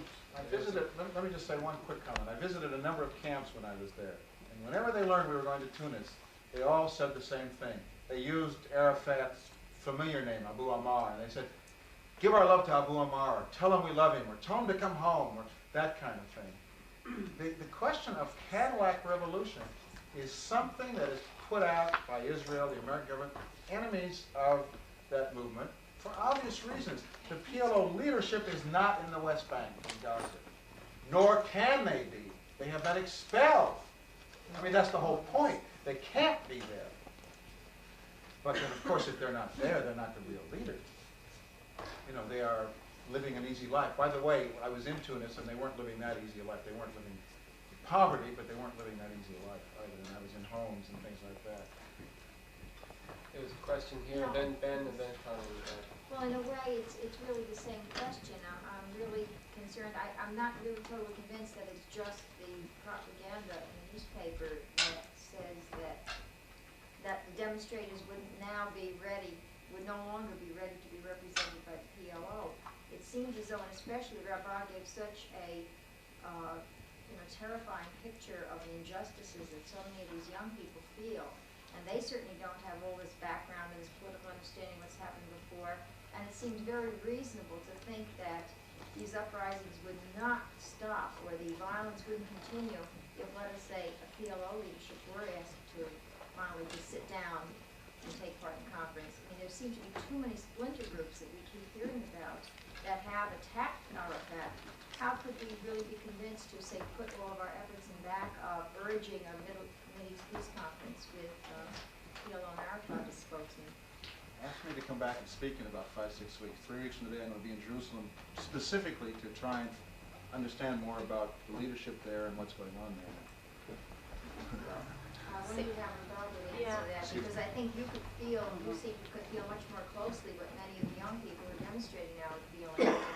wouldn't it be reasonable for them to say that they're going to reject the older leadership who was willing to accept solutions, say 15 years ago, that may not be reasonable anymore? Well, first of all, 15 years ago, there was no solutions that were presented. Well, returning There were no. I mean, really, if you talk about it, Palestinians are always being portrayed as rejectionists, but the peaceful solutions came from the Palestinians. The Palestinians were the first ones who talked about a democratic state. Then they talked about an independent state. Then they talked about the Geneva Conference. Then they talked about Israeli withdrawal.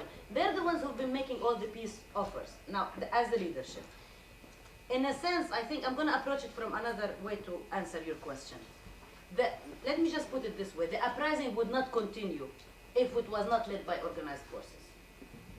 It could happen spontaneously. You know, spontaneously, a few kids here throw stones, few kids throw stones there, you know, and so on.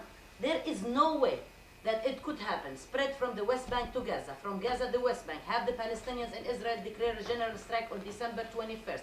Have young school children go on strike the same day. It's impossible for 8-year-old kids all at the same time to think today we're going to have a strike all over the cities and the villages and the towns. You know, it is being organized, and the level that the food is being, you know, smuggled inside the camps for people who are under siege, who don't have food to eat, you know, for the medical committees, for all this stuff that's going on, it is being organized. Also, the question of the targets. I mean, let's look at who are the targets. It's the Israeli soldiers. You do not, in all this stuff, one settler was attacked, and settlers have guns too. I mean, they are also part of the establishment that is attacking the Palestinians.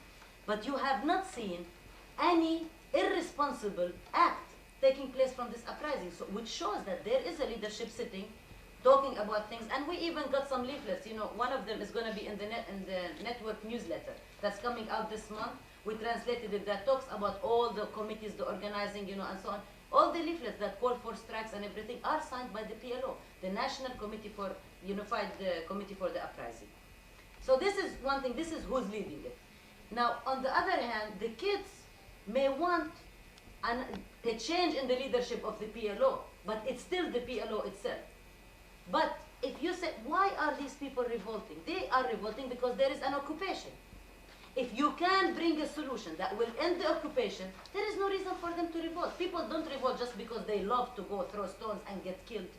Nobody likes to get killed. Every youth would like to play football and have a good time and grow up. Our children don't have a peaceful life. We would like to have that, and they would like to have that too. I mean, you know, the kids 16 and 17 years old would like to go out with girlfriends, you know. They don't have a chance to love. They don't have a chance to grow up, you know, normally. And I'm sure everybody would like to do that. If you present a solution that really would satisfy their demands, of course they're going to listen. But if you have solutions like every day Schultz comes up with something new, or Reagan comes up, or King Hussein, they're not going to go for that. You know what I'm saying? It's like the PLO is not going to accept something that it will not satisfy the Palestinian people's demands. Short of withdrawing of the Israeli forces from the West Bank and Gaza and the establishment of an independent state, the situation will continue. It may dampen down tomorrow after 2 months because people get exhausted, they need a breather, but it's going to erupt again. You can't stop it, you know? It's like it goes up and down, and that is the only way. And this is the way that the PLO, I mean, it is a leadership. The relationship between the leadership and the masses is not a question of the leadership telling the masses what to do. There is an relationship between the two. The leadership responds to the demands of the masses, and it also directs them to what to do and learns from them. So this is the kind of relationship that is happening between the two.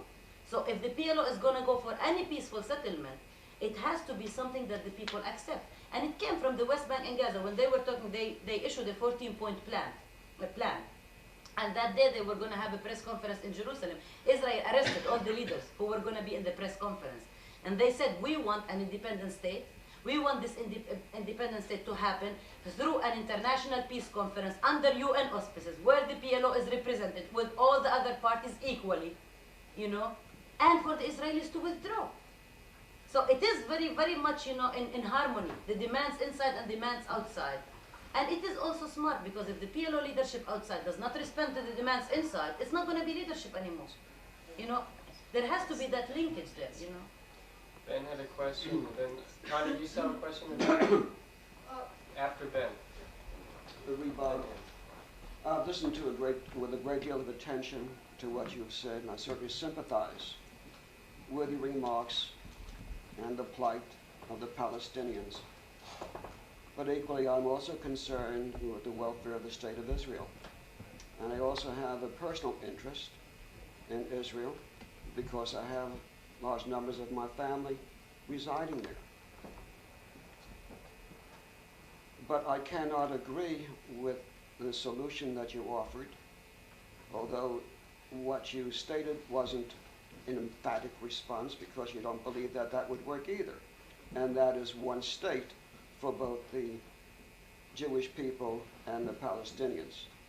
There is at the present time just too much hatred existing, and it won't work. However, there is no doubt in my mind that ultimately the Palestinians will have the opportunity for autonomy in the near future, and eventually their sovereignty.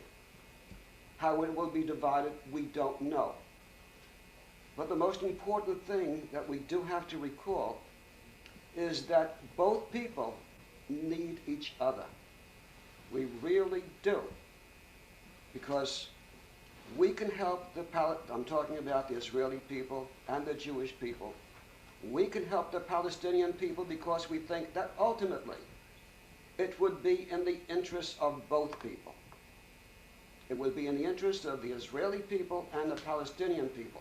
And I can think of any number of cooperative ventures that could be undertaken that would help. And in the Gaza Strip, whereas I don't think there are any more than about 2,500 Jewish settlers there and 500,000 Palestinians, ultimately there's no doubt and quickly Israel will give up the Gaza Strip. The question that remains in my mind is that in the West Bank especially, there are larger numbers of settlers. I have not been in accord with the manner in which they have taken over. And I have been opposed to the policy of the Israeli government for quite a long period of time. But the question is to you, what do you envision for the West Bank regarding the Jewish people that reside there at the present time? Settlers. Settlers. They gotta get out. That is the only way. If you want to see, there are two choices for the Israelis, okay? And I always make a separation between Israelis and Jewish people wherever they may be, who are not citizens of Israel. There are two things, because the stakes are different. The Israelis have two choices. They either stay in the West Bank and Gaza, bring in more settlers, which happen to be the most fascist right-wing elements. They're the ones, they are. Whatever you read about them and so on. Okay, you stay Gush Emunim, Kach, Kahane, all of them, all the ones who are interviewed they say it's fluent English, they come from Brooklyn or from this place in Detroit or from Iowa. Very sophisticated, they know what the situation is all about. You have them staying there, okay? You're gonna have more bloodshed, you're gonna continue to have Palestinian uprising, because the only thing that's really gonna resolve the problem for Israel is by killing all the Palestinians. There is no way you can kill 5 million people. You can't. You can kill some. This is what the Nazis tried to do with the Jews. They couldn't. It will be a great tragedy, but you can't. And the Israelis have done many massacres against the Palestinians. Many. They couldn't kill all of them. This is the number one, because people will continue revolting. And then what's going to happen is that it's going to be a whole big, because it is now kind of de facto annexation of the West Bank and Gaza. It is. That, like Marshall has said, by the year 2000, there will be more Palestinian Christians and Muslims than Israeli Jews. There will be, okay? What do you do then? You will have a minority ruling over a majority by the point of gun, very similar to South Africa, very similar like that, and it's going to be hatred by the whole world, which is also going to breed anti-Semitism. It's not only going to be in Israel, it is going to overflow to the whole world. And you find that many places, maybe you don't confront it as a Jewish person, but I see it when I talk to people who are not going to say that to your face, but they will tell me that, and, we are not going to go for that sort of stuff, because we don't want to become inhuman. We want to be human. But then you talk about all the actions that Palestinians have done many times. You know, synagogues, you know, killing in synagogues and so on. One time we condemn it, we say this is wrong. Second time we condemn it. After a while, it's going to be so much, you can't control it. And it's going to continue, because as long as there is injustice, people are going to revolt. And it's not always going to be an organized revolt. Sometimes things are going to get out of hand. And it will force a question of choosing between democracy or an exclusive Jewish state, which has a majority not Jewish. Okay. Or you have another choice, for the Israelis to withdraw from the West Bank and Gaza, get the settlers out, the same way they did with Sinai. When they wanted to get out of Sinai, they kicked the people from Yamit out. And they were crying and wailing, you know, they got them out. Okay. You get them out, the Palestinians have an independent state, and then it becomes the responsibility of the Israelis, both Palestinians and Jews together, to make that state democratic state. That will be their responsibility. That's up to them together. And it has to be involve the Palestinians. If it doesn't involve the Palestinians, it doesn't work. It has to, because that's how you can, you know, cut down the racist and discriminatory nature of it. So it's not a question, the Palestinians are not calling for throwing the Jews into the sea. On the contrary, the Palestinians are making peace offers. You come and you take my land. You live in my house. Then I take you in, no problem. You know, many people have done that. Gola Cohen, one of the biggest terrorists, you know, who now is a member of the Knesset, was hidden by Palestinians when she was running away from the British in Abu Ghosh. It's a village south of Jerusalem, okay? You come, we take you in, no problem, everything is great, you know, and so on. Then you want to take me out of my house and throw me out. Maybe at the beginning I'm dazed, I don't know what's going on. After a while I wasn't up. I could either turn the other cheek, or I could get a gun and try to chase you out of my house. It's two choices. And if you say, well, okay, I'm already here, I'm living in this house, let's share it together, I say fine. And this is what the Palestinians want. You know, you bring, and Palestinians, let me tell you something, Palestinians don't care what happened 2,000 years ago. They're not concerned about history, they're concerned about what happened to their grandfathers and their fathers and their children. That's what they're concerned about. There is a piece of land. There are Jews there who already came and lived there. There are Palestinians who are there, some of them are outside. Why don't we all live together? Share this land. There are resources for everybody. And believe me, no other Arabs, by the way, understand Israelis as much as Palestinians do, because we've lived together. We know the mentality. We understand each other. We can have it together in a democratic state. If it doesn't work a democratic state, fine. Get the people out of the settlements and have the West Bank and Gaza be an independent state. If it doesn't happen, it is going to lead more bloodshed. We keep saying the international conference is the only peaceful channel. Grab it while it's possible, because otherwise it's really going to get crazy. And it is turning into that, both for the Israelis and for the Palestinians. Can I have just a couple of brief points to that? I disagree with Rob Bible on one element, but it's a minor element because it's out of our hand. I don't know, one unified state, two states, but the Palestinians and the Israelis are going to come to some conclusion on that at some point. Next month, next year, next decade, 500 years from now, at some point, the Palestinians, the Israelis will come to some agreement as to what's going to be there. And that, I think we just have to let them work out the details themselves, although we can suggest all we want. Rabab has more right than myself because she is Palestinian. I'm certainly not Israeli. I think the question of the settlements are a little bit misunderstood, and Rabab's example of the Sinai is a good one. Most of the settlers in the West Bank are bedroom West Bankers. They are out there because the government built and supports these settlements at low prices, and they have low-priced housing. Yuppies, that's correct. That's a good way to put it. It is low-priced housing. And what the Israeli government did for most of the settlers on the Sinai, except for those few who said, no, we're staying here for nationalist reasons, all the rest of them, they simply bought them out. They'd come back, here's some money. And they gladly took it. And they will gladly take it also from the West Bank. And I think most of the settlers will come back without any problem. Or there is an alternative. And the alternative is, if that is established as a separate, independent Palestinian state, they could choose to stay there if they wanted. I don't think the Palestinians are going to kick them out. They would have to be that small minority in a large majority Palestinian state, and some could choose to do that. I don't think many will. But I don't think it's the large issue that most people make it out to be. It is an issue that will be easy to solve once the larger issues are solved.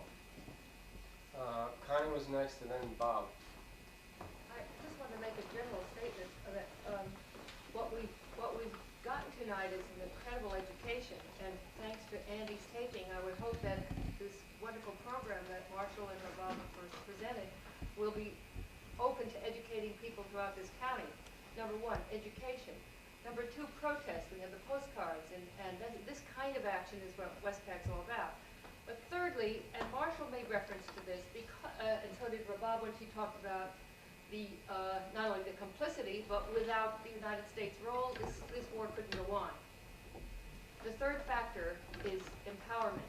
And Marshall made clear reference to the fact that this is a presidential year and an extraordinary opportunity to press upon our candidates for a strong position in that area where angels fear to tread. And it's time to tread because there's no alternative but dealing with this issue. And lastly, on that question of empowerment, Jesse Jackson clearly has been the only one to take any kind of sound position, has put himself out there calling, at this time, calling for 2 states, calling for demilitarization, calling for a UN conference, calling for the U.S. arms embargo on the area. And so I think if we want to deal with that aspect, we need to take some role at this time. So what we took the liberty of doing, Art, in the last few minutes, Xerox, the Jackson position on the Middle East. And if you're interested in seeing it, we'll circulate it, have a copy. If you want to go a step beyond that, there are petitions here to put his delegates on the ballot, which includes myself. So that's another aspect of what we're able to do. And I think it's one which, at this moment, we must grab onto and move with, because it's the empowerment which we haven't had the opportunity to utilize in a kind of mainstream framework where this issue has to be put out front with solutions that we haven't heard because it's been perceived as too dangerous, but the alternative is far more dangerous. One of the questions for those of us who sympathize with the plight of the Palestinian people, in lobbying with our congressmen, such as my congressman Diaguardi, or a lot of the other congressmen or people in power, we face what I see as the problem of a stereotype perception of the Palestinian movement, or the PLO, as a terrorist movement. And this is in part, one of the interesting things about the recent publicity around the problem in Palestine is it's the first time I've ever seen Israel portrayed in a poor light. Usually what we see are the acts of occasional international violence that are associated or have been historically associated with the PLO, an airport bombing or a hijacking. And my question is, in facing the detractors, what do you see as the PLO or the Palestinian position regarding the viability of international acts of terrorism? Is this something that you see continuing? And how do we deal with that issue in trying to seek support for Palestinian people? Because I think that's the basic movement now behind trying to remove the observer mission of the PLO. What's the position on terrorism, and how do we deal with the supporters of the Palestinian people? Well, I think first of all, for sure the PLO in the last PNC, Palestine National Council meeting in Algiers of April 1987, has declared, unequivocally that no military operations outside. No military operations, nothing in Europe, nothing in the US, no attacks on innocent bystanders. Now, all of these attacks, by the way, the recent stuff has been happening by somebody called Abu Nidal. Abu Nidal is not part of the PLO as it stands. He is split off from the PLO. He even, when they made that declaration in Algiers last April, he decided not to attend. He was about to go to the PNC meeting, and it was kind of like, collecting everybody together, and so on. He heard this announcement and he left. And the thing is that these actions hurt the Palestinians more than they hurt anybody else. I mean, take for instance the question of the synagogue in Istanbul. You know, when they went and they shot all these people, poor worshippers, you know, all the people who are worshipping, you know. And it's not only inhuman, but even politically it's insane. Because if you accept the Israeli premise that Israel represents all the Jews of the world, then you certainly need more than Israel to settle all the Jews of the world. There is no way you can settle 14 million Jews in this tiny country. You know what I'm saying? So Israel attacks Palestinians, the Palestinians take it out on the Jews in Istanbul. Politically, it's insane. You know, not only it's inhuman. So it hurts the Palestinians, not just in terms of, you know, propaganda, you know, and so on, but even politically, it's wrong. I mean, even if we are advocating an idea of being together and living together, you know, and so on, it's wrong. So the PLO had made a declaration in the PNC that no more of this stuff. It's not going to happen anymore, okay? But on the other hand also, I think it's very important when we even discuss the topic of terrorism, we discuss is, what is terrorism? And is there something called state-sponsored terrorism? And even, you know, let's talk about what Israel is doing, what it did, and what it continues to do against the Palestinians, and against people of the third world, not just Palestinians. I mean, they are arming the Contras. The Contras are not killing devils, they're killing people. In hospitals, in schools, kindergartens, that's what's happening, you know. South Africa, the same thing, when Israel arms and, you know, helps and trains the apartheid regime.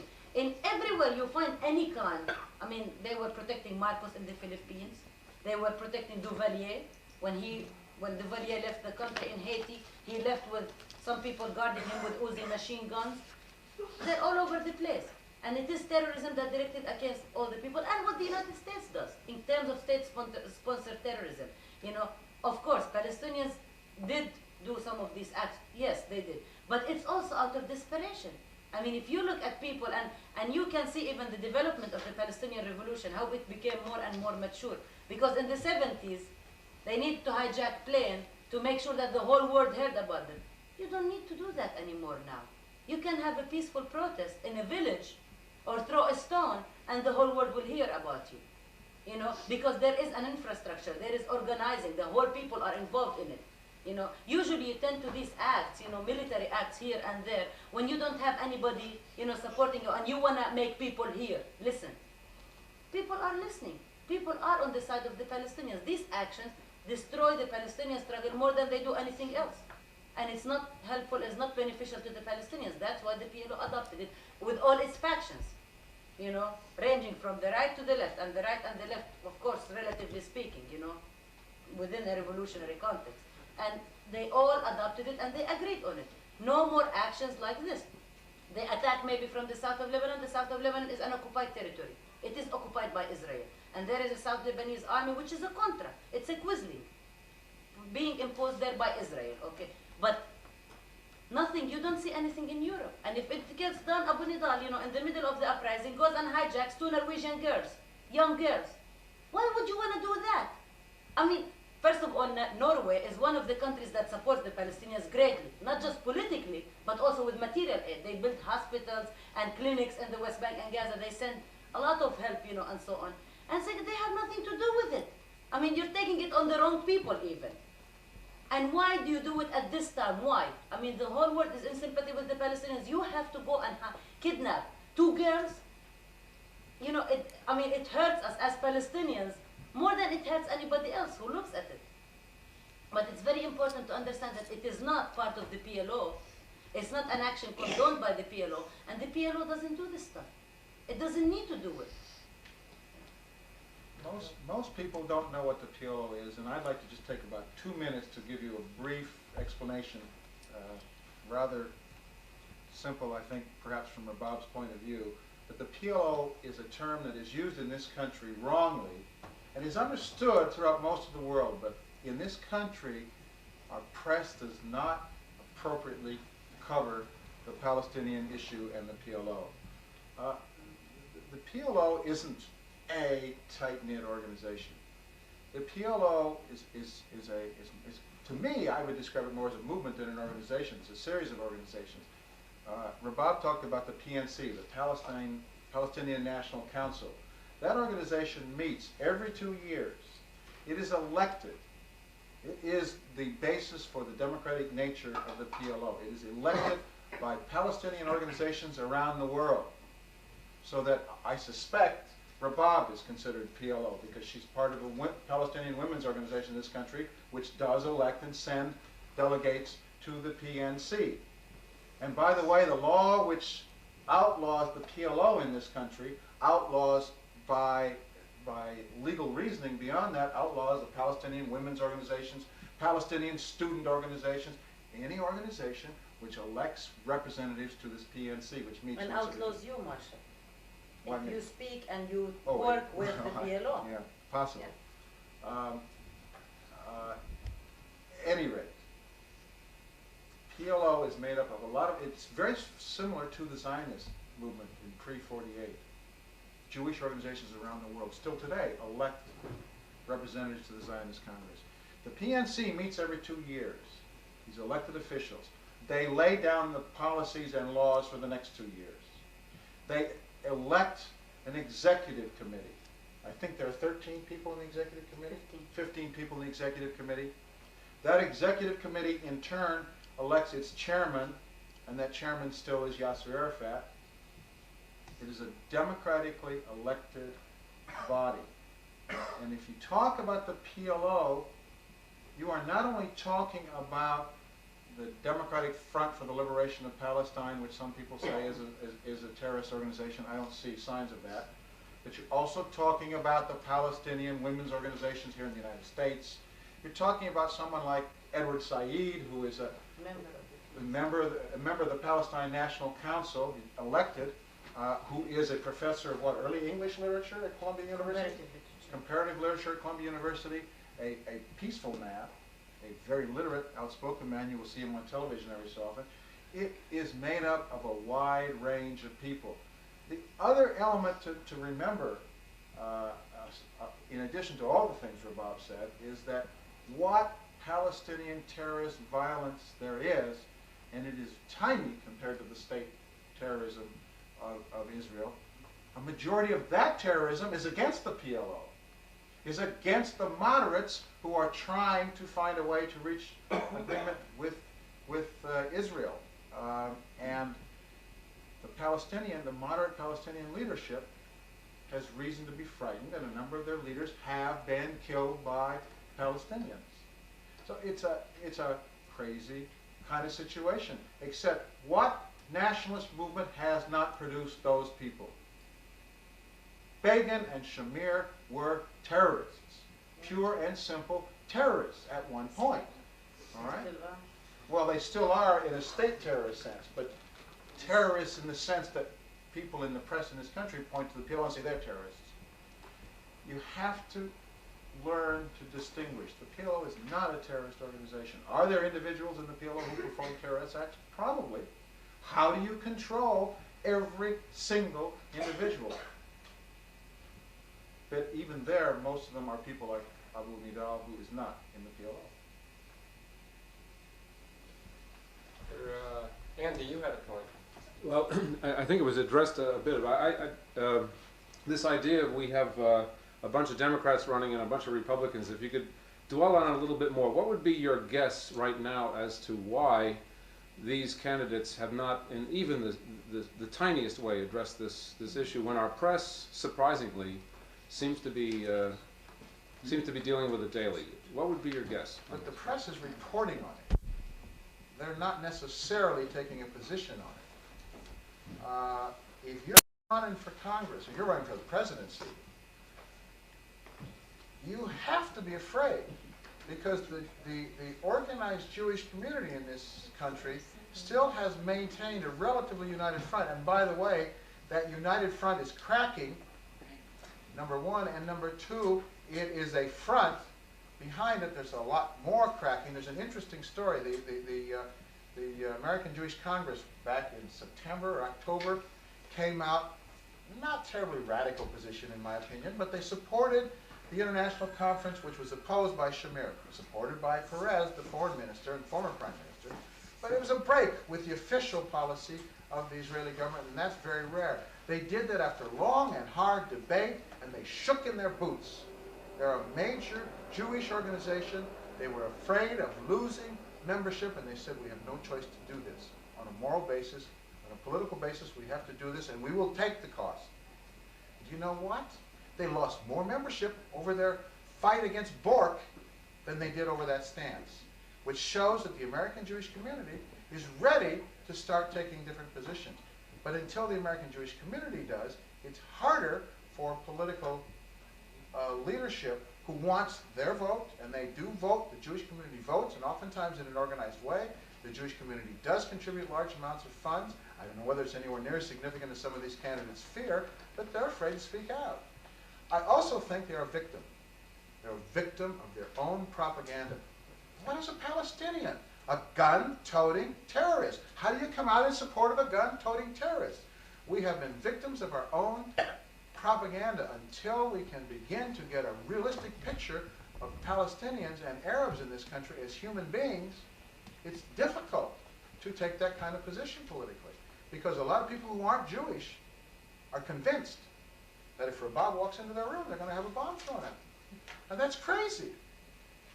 But those people still vote. I want to add something.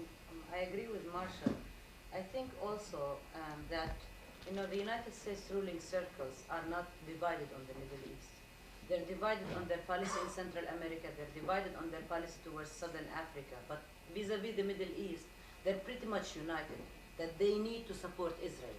Now there is some kind of, you know, cracks happening, and that's what's going to allow some of them to start talking.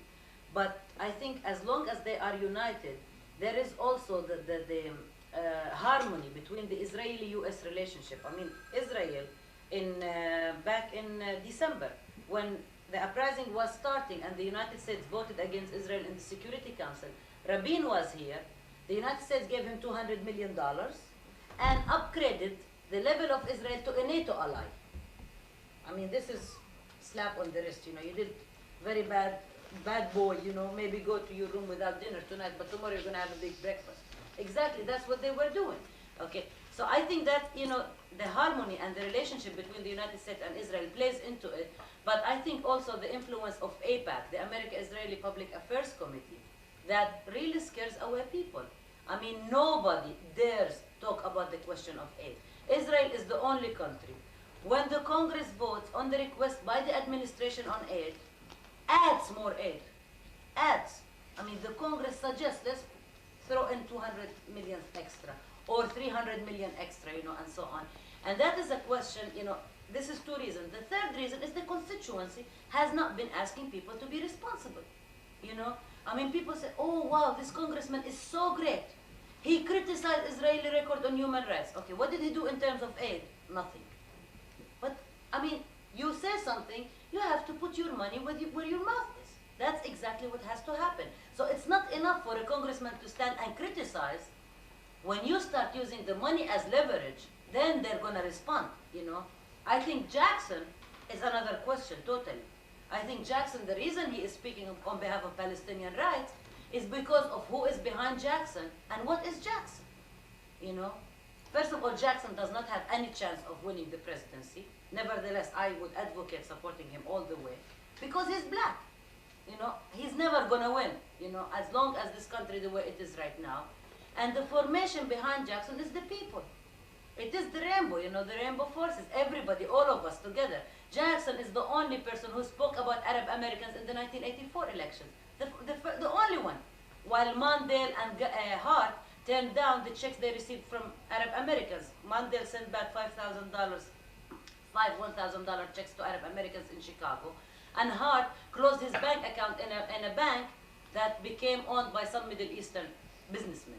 You know, Jackson is the only one who stood and he talked about all the people together. But he is not part of this establishment. You know, and I think it's time that the representatives who are for Israel are put to question on it, and those who are against, you know, not against in the sense they want to destroy Israel, but against the actions that Israel does, are supported. I mean, you don't want a congressman who stands up and says, you know, I am for cutting the aid to Israel that supports the occupation, Next time he's gonna run for elections, he's gonna lose. You gotta make sure that they're gonna win. You know, so it is a double responsibility. It's a responsibility for our representatives, but it's also a responsibility for us. And I think now we can start shaking it, because when the contra-aid, you know, the movement against contra-aid started, it was not the way it is now. And now everybody who votes for contra-aid looks pretty bad. Very bad. You know, so the constituent has to start asking questions of their representatives and of their leaders and so on.